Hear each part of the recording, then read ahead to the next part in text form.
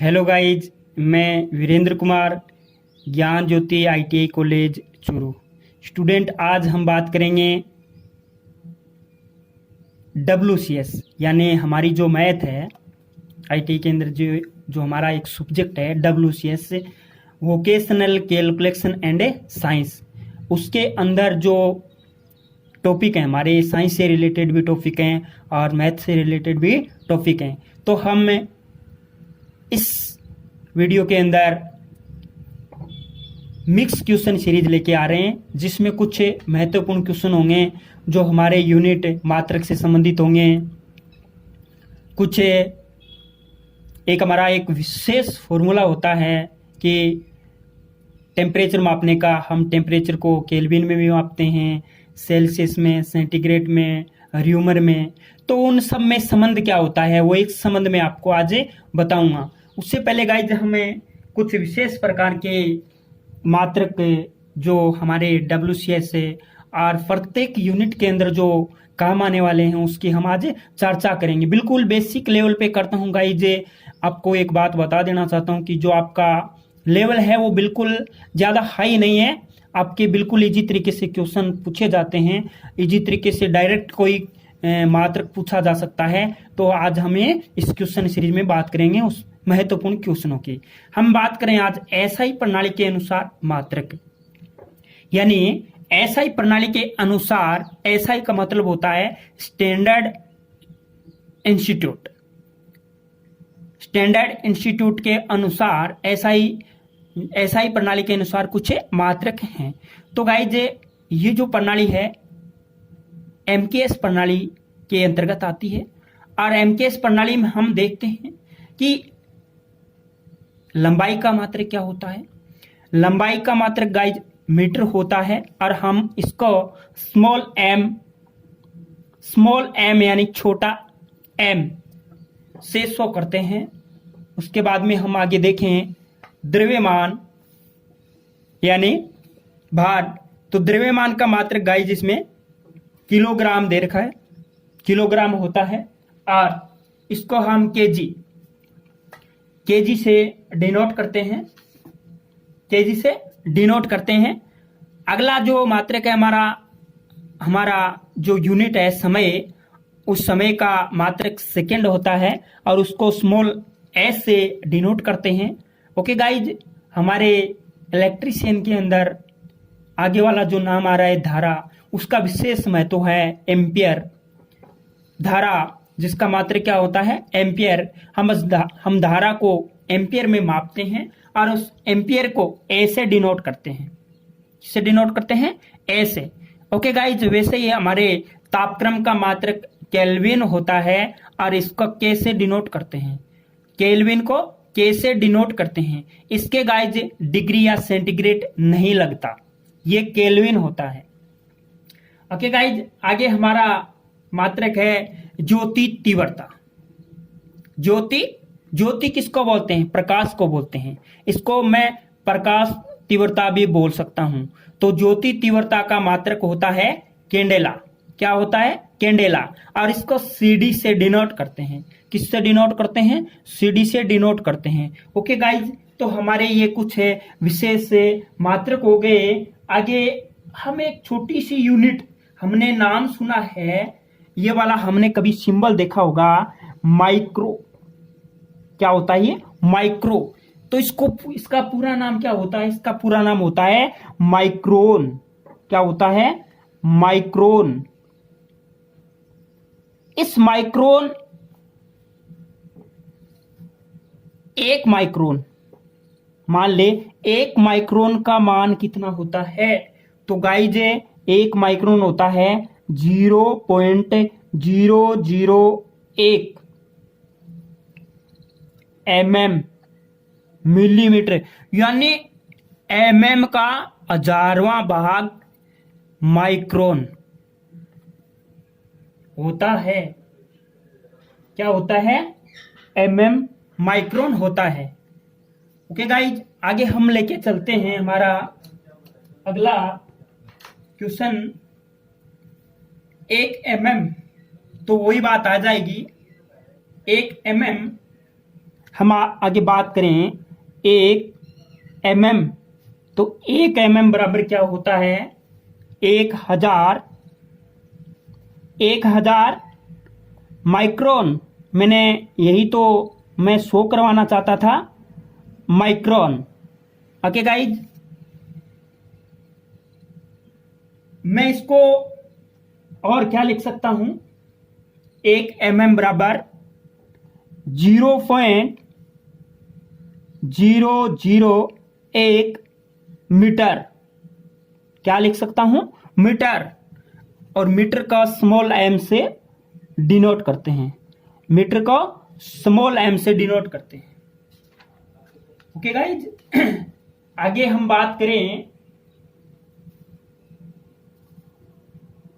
ये जो हमारी फुट, जो हमें लंबाई को फुट में मापते हैं, तो ये होता है ब्रिटिश प्रणाली, ब्रिटिश प्रणाली FET। क्या होता है? ब्रिटिश प्रणाली FET। तो गाइज हम आगे चर्चा करेंगे ब्रिटिश प्रणाली के बारे में, फुट की, इंच की। ओके गाइज, ब्रिटिश प्रणाली में हम फुट के बारे में बात करेंगे। फुट यानी ये जो प्रणाली है, वो जो मैं बात कर रहा हूं, वो ब्रिटिश प्रणाली है, ब्रिटिश प्रणाली, जिसमें क्या होता है? FET, सॉरी, फुट, पौंड और ये टेम्परेचर जो है। हम यहाँ पे 1 फुट की बात करते हैं कि ब्रिटिश प्रणाली में 1 फुट बराबर क्या होता है? 1 फुट। तो 1 फुट बराबर होता है 12 इंच। 12 इंच से 1 फुट बनता है। 12 इंच से क्या बनता है? 1 फुट। और 1 गज, 1 गज, गज को क्या बोलते हैं गाइज? यार्ड। क्या बोलते हैं? गज को यार्ड भी बोलते हैं, यार्ड। 1 गज या 1 यार्ड बराबर कितना होता है? 3 फुट। यानी 3 फुट का 1 गज बनता है। 1 गज जमीन के अंदर कितना आता है? अगर 1 गज की बात करें कि 1 गज कितना होता है, तो 3 फुट वाई 3 फुट का 1 गज होता है। यानी 1 गज में 3 फुट होते हैं। अगर इंच की बात करें तो 1 गज में, 1 फुट में कितने इंच होते हैं? 12 इंच से। तो 3 फुट में कितने इंच हो गए? 36 इंच। आपके डायरेक्ट सीधा सा क्वेश्चन पूछा जा सकता है कि 1 गज या 1 यार्ड में कितने इंच होते हैं? तो आपको ध्यान में रखना है 36 इंच होते हैं, क्योंकि 1 गज बराबर होता है 3 फुट। ओके, आगे अगर बात करें 1 मील, मील और किलोमीटर, मील और किलोमीटर के बीच में संबंध को देखें तो 1 मील बराबर क्या होता है? 1 मील बराबर होता है 1.609 किलोमीटर। इसको ऐसे भी लिख सकते हैं, किलोमीटर। ओके गाइज, और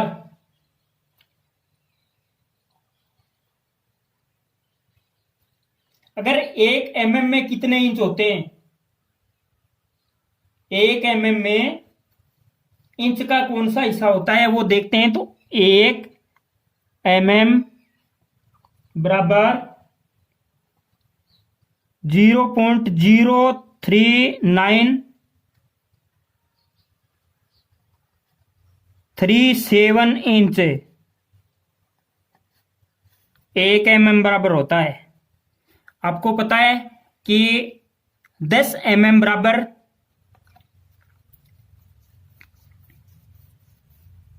10 mm बराबर क्या होता है? 1 सेंटीमीटर होता है। 10 mm बराबर क्या होता है? 1 सेंटीमीटर होता है। और 1 फुट में इंच कितने होते हैं? 12 होते हैं। यानी 10 से मान थोड़ा ज्यादा है, तो ये है, ये कम आएगा। 1 mm बराबर कितना हो गया? 0.3937। ये एक्चुअल वैल्यू है। ओके गाइज, हम आगे बात करें कि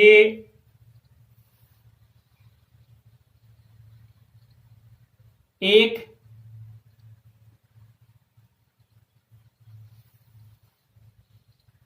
हम आगे बात करें थोड़ा सा पौंड की या टन की बात करें। पौंड की बात करें तो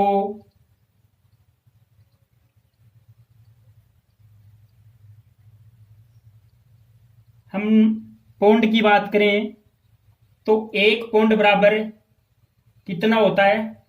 1 पौंड, 1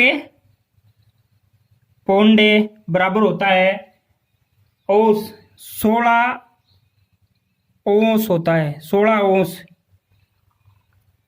ये गाइस एक्चुअल वैल्यू है, आपको याद रखनी पड़ेगी। और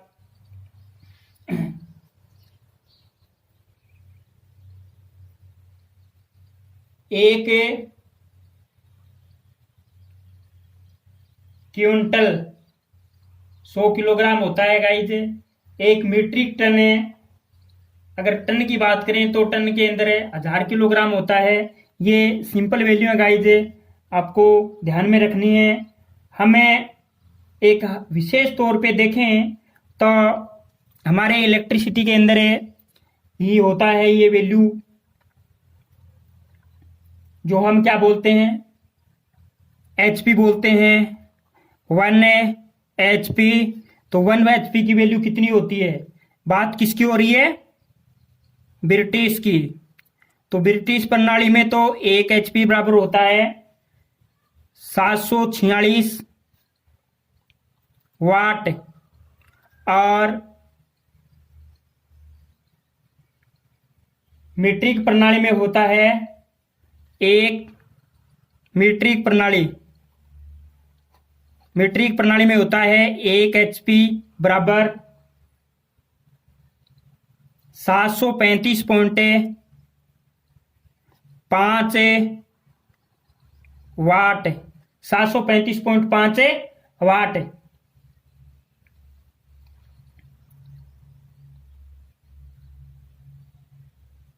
1 वाट किसके बराबर होता है? 1 वाट, 1 वाट किसके बराबर होता है? 1 न्यूटन मीटर, 1 न्यूटन मीटर पर सेकेंड। 1 न्यूटन मीटर पर सेकेंड के बराबर होता है 1 वाट। ओके, तो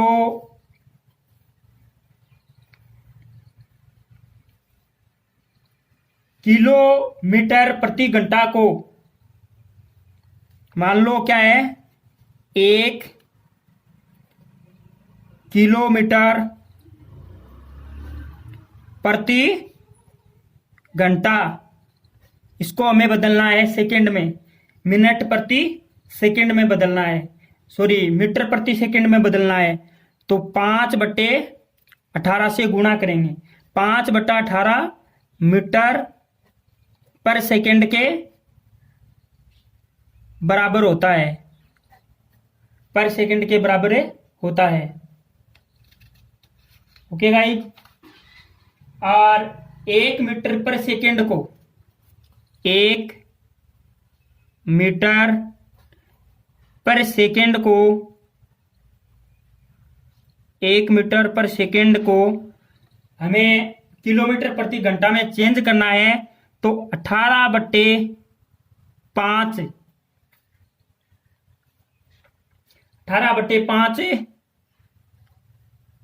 किलोमीटर प्रति घंटा, किलोमीटर प्रति घंटा।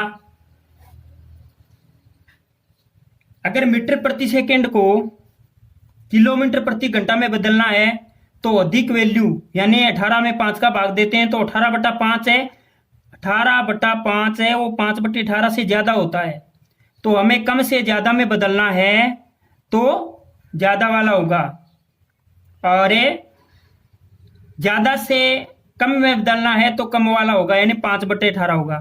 ये संबंध आपको याद ध्यान में रखना है। ये संबंध है ये आपको ध्यान में रखना है।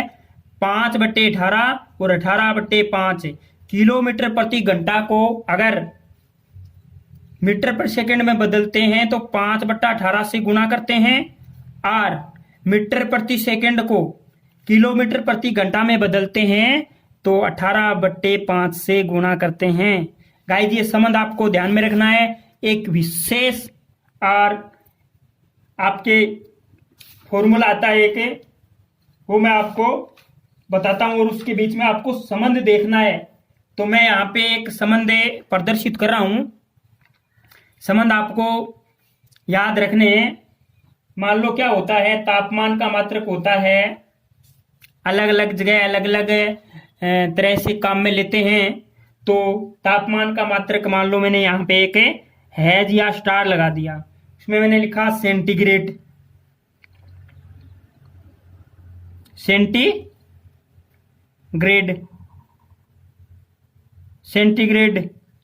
सेंटीग्रेड नहीं होता, ये सेंटीग्रेड होता है। सेंटीग्रेड, फारेनहाइट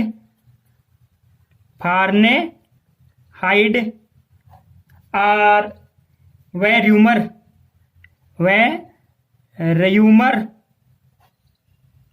के मध्य संबंध। ये फॉर्मूला जो मैं आपको लिखवा रहा हूं ये आपको याद रखना है। इसके ऊपर कोई ना कोई क्वेश्चन पूछा जाता है, कोई ना कोई न्यूमेरिकल आता ही है। तो गाइस आप ध्यान रखिएगा। और यहां पे होता है डिग्री सेल्सियस, ये सेल्सियस है, यही सेंटीग्रेड है, बट्टे 5 बराबर 0 डिग्री फारेनहाइट -32 बट्टे 9 बराबर 0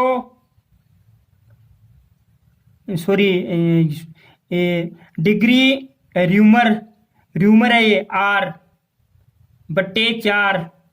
तो ये सेंटीग्रेड, फारेनहाइट और र्यूमर के मध्य संबंध है। ओके गाइज, तो अगर आपको पूछ ले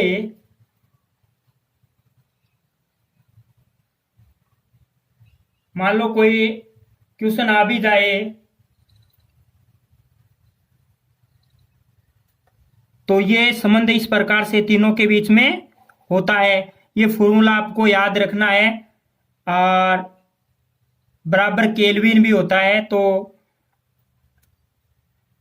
लेकिन अभी इसमें क्या दे रखा है, इन तीनों के बीच में हमें संबंध याद रखना है। ओके गाइज, तो आपको ये चीजें ध्यान में रखनी है। और अगर पूछा जाए कि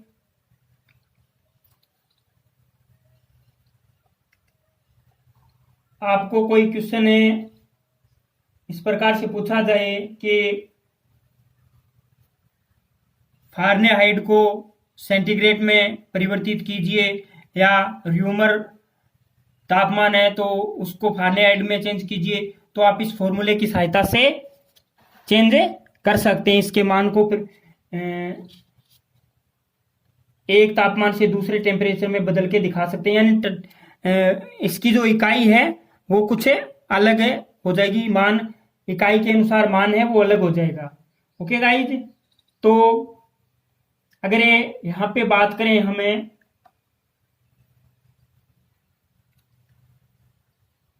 0 डिग्री केल्विन बराबर क्या होता है, तो जो सेंटीग्रेड है सेल्सियस प्लस 273 डिग्री होता है। ये जो वैल्यू है गाइज ये आपको याद रखनी पड़ेंगी। इस प्रकार से आप प्रैक्टिस कीजिएगा, एक दूसरे में मान को परिवर्तित कीजिएगा तो आपको ये वैल्यू आने लग जाएगी। ओके गाइज, तो हमारे इस प्रकार के क्वेश्चन है या इस प्रकार के फॉर्मूले के ऊपर क्वेश्चन पूछे जाते हैं तो वो आते हैं। इसमें आगे वाला हम एक क्वेश्चन भी कर लेते हैं कि किस प्रकार से संबंध होता है। एक इसमें एक क्वेश्चन तय कर लेते हैं कि 32 डिग्री फ़ारेनहाइट तथा 212 डिग्री फ़ारेनहाइट को सेंटीग्रेड में बदलिए। तो हम यहाँ पे देखते हैं 32 डिग्री फ़ारेनहाइट को F से डिनोट करता हूं तथा 212 डिग्री फ़ारेनहाइट को डिग्री सेल्सियस में परिवर्तित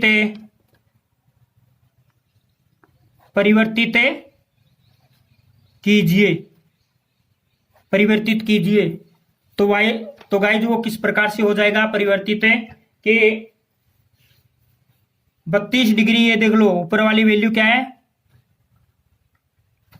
बराबर है। तो यानी 32 डिग्री फ़ारेनहाइट है वो किसके बराबर होता है, 32 डिग्री फ़ारेनहाइट बराबर होता है 0 डिग्री सेल्सियस से।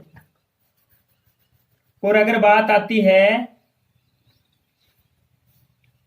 212 डिग्री फ़ारेनहाइट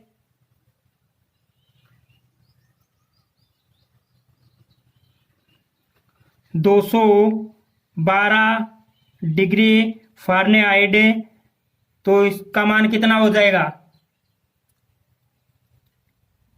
100 डिग्री सेल्सियस।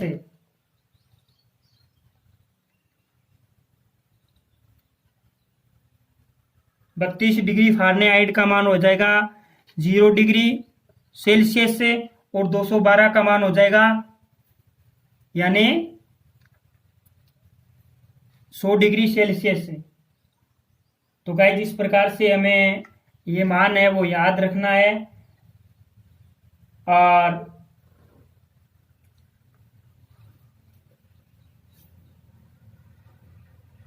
हमें इस प्रकार के मानों के आधार पे क्वेश्चन को सोल्व करना है।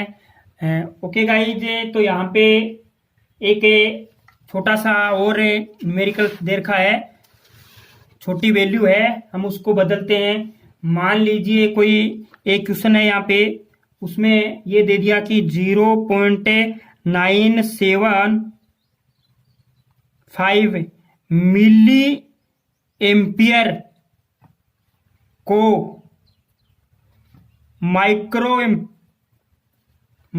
एम्पियर में बदलें माइक्रो एम्पियर में बदलें। तो हम किस प्रकार से करेंगे कि मिली का मान होता है 10 की घात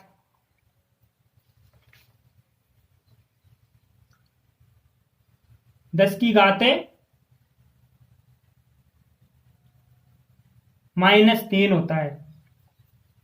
तो हम यहाँ पे ये लिख सकते हैं 0.975 बराबर है, माइक्रो में बदलना है। तो माइक्रो का मतलब होता है 10 की घात -6।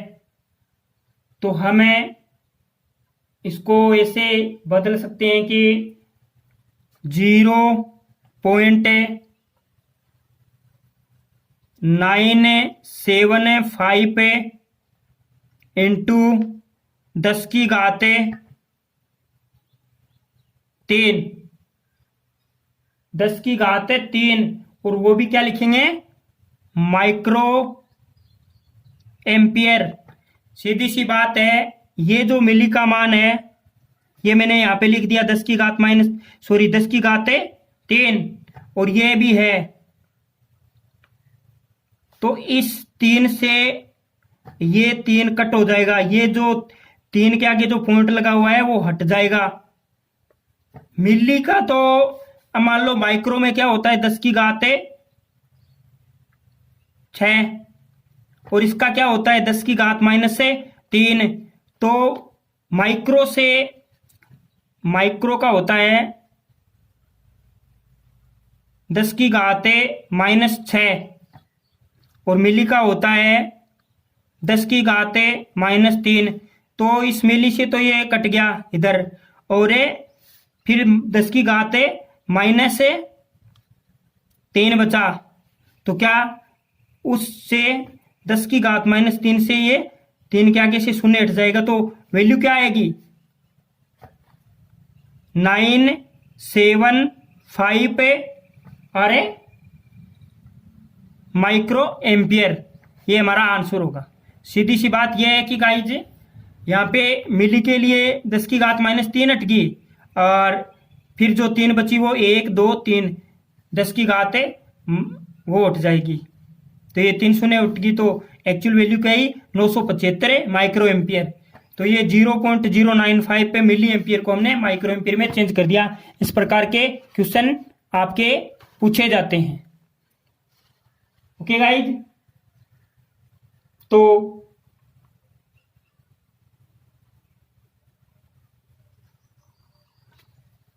आगे अगर कोई और क्वेश्चन करवाऊं मैं आपको, तो कुछ ऐसा ही होगा कि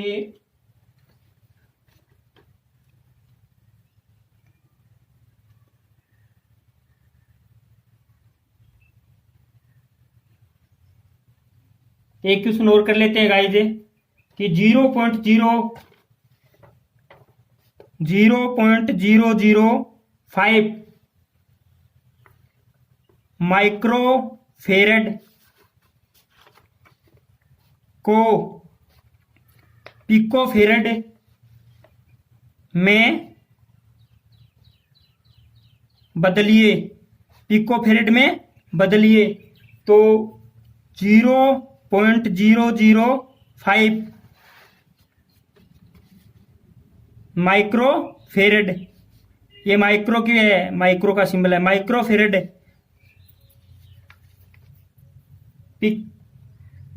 माइक्रो की वैल्यू मैंने क्या बताई 10 की घात 6। तो गाइस यहाँ पे 0.005 इंटू 10 की घात 6 और पिको फेरेड।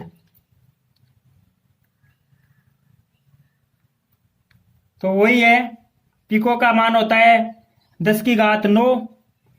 तो 6 तो ये कट गई, 3 ये कट जाएंगी, तो बचेगा यहाँ पे 1 2 3 यानी 5 यहाँ पे आ जाएगा 5000 पिको फेरेड। ये हमारा आंसर होगा।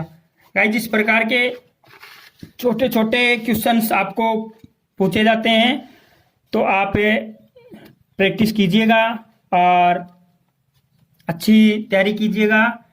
ओके गाइज, मैं आपके लिए कुछ और टॉपिक जो बच गए हैं उसके लिए वीडियो लेके आऊँगा, और आप इस प्रकार के क्वेश्चनों पे बुक से प्रैक्टिस करें। हो सकता है कोई दिक्कत हो तो आप पूछ लेना गाइज, ताकि आपके कोई प्रॉब्लम हो तो सोल्व हो जाए। और एक विशेष से आप लोगों से अनुरोध है मेरा कि आप ड्राइंग की भी बिल्कुल अच्छी तैयारी कीजिएगा। अगर किसी के कोई दिक्कत आती है तो वो मेरे को कमेंट करके पूछ सकते हैं। ओके गाइस, थैंक्स, आज के लिए इतना ही। ओके थैंक्स, धन्यवाद।